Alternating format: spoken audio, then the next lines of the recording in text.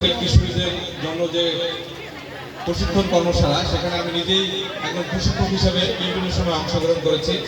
সেখানে আমরা তাদেরকে ছাগল পালন বিষয়ে প্রশিক্ষণ দিয়ে থাকি। যেহেতু প্রাণী সম্পদ অধিদপ্তর এবং বাংলাদেশ সরকারের বর্তমানে একটা গুরুত্বপূর্ণ কর্মসূচি, সেটা হলো ছাগল পালনের কর্মসূচি।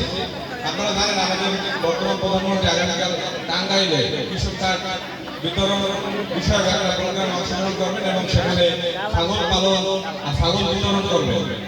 তো বিএনপি সরকার, আমাদের বর্তমান সরকার, তারা কিন্তু ছাগল পালনের বিষয়ে বরাবরই অতীতেও গুরুত্ব দিয়ে আসছে। এর অনেক কারণ আছে, আমরা প্রাণী সম্পদ অধিদপ্তরে সেটা উপলব্ধি করি। কারণ আপনারা জানেন যে আমাদের দেশের যে ব্ল্যাক বেঙ্গল গোট বা ব্ল্যাক বেঙ্গল ছাগল, এটা কিন্তু বাংলাদেশের একটা জিআই পণ্য।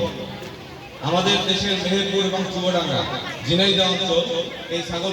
তাছাড়াও জানেন যে বাজারে বর্তমানে ছাগলের মূল্য অনেক বেশি, কিনতে গেলে বা মাংস কিনতে গেলে আমরা সেটা বুঝতে পারি।